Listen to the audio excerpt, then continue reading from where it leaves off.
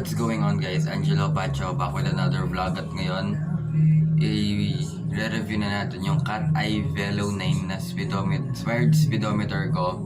So tingnan po tayo sa baba in 3, 2, 2 pala 1, intro muna, go.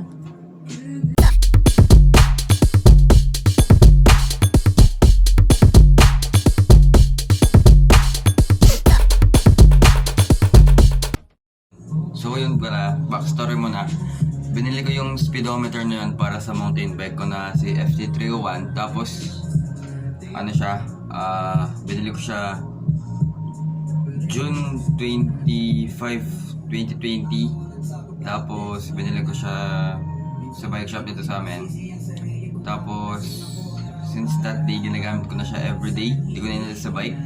So, yung ginamit kong instruction para makabit yun, yung sa GCN. After that, nung binili na yung Atomic Sniper, around December yon, nilipat ko agad yung speedometer doon kasi mas kailangan ng road bike ng speedometer kasi yung MTB ginawa ko na pang trail. Tapos yun, so yung speedometer na yun, halos lahat na pagdaanan na, trail na maputi, bagyo na, na rin ako sa bagyo, na nandun yung speedometer, umulan ng malakas, sobrang init, as in lahat na pagdaanan ng speedometer na yun. So ano siya, para sa akin sobrang tibay niya kasi imagine mo ilang kilometers na rin yun kasi palagi kaming long ride eh.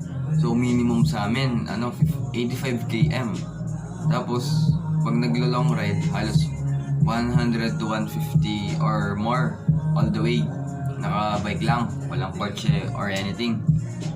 So yun, na-trail na rin yung bike na, yung speedometer na yun, as in naalog na lahat ng pwedeng gawin sa speedometer nangyari na doon.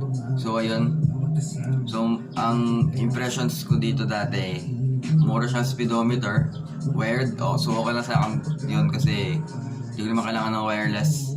Tapos, kailangan ko lang talaga sa speedometer nag-i-indicate ng speed, distance, at saka yung time of travel. So, yung tatlong yun na check niya, may iba pang nakalagay.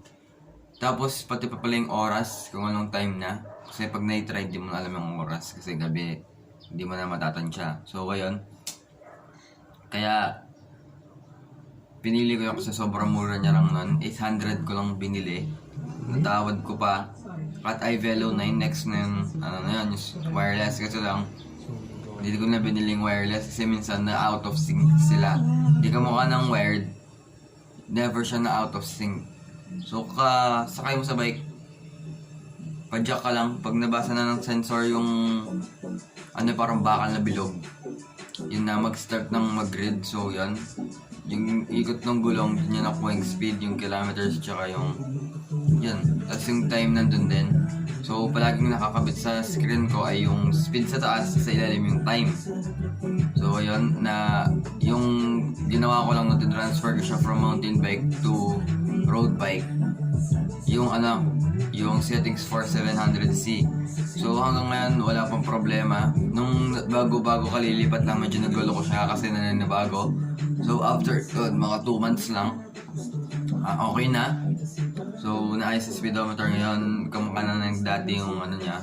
Minsan naaalis sa pagkalin kasi di ko na nilagyan ng yung double-sided tape, kamukha nung sa MTB.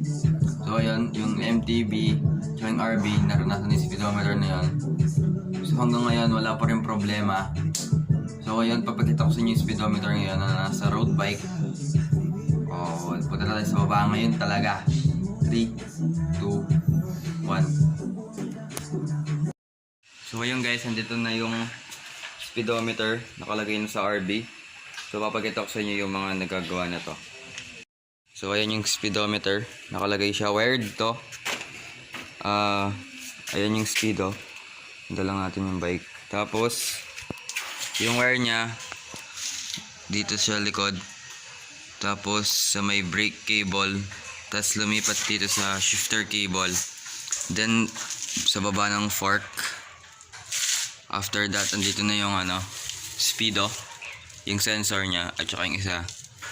Ito yung nagre-read. So pag umikot yung gulong, automatic siyang on and off. Yan, naka-off siya ngayon. Pero dinidisplay niya yung time. Pag naka-on, yan, ganyan. So, itong speed, kilometers per hour. Ito yung time. Yan yung setup ko ngayon. Pero nandito rin yung time of travel, yung distance ng binike mo, average speed, kinocompute, maximum, binabasa rin. Tapos ayan, yung mga calories, CO2, odometer meron din, tsaka yung time. So ayan, balik tayo sa taas, nakita niya na 3, 2, 1, go. So ayan guys, sana nagustuhan niyo yung video na yun. Like, comment, and subscribe. And yun lang, kita tayo sa susunod na video. So yun, peace!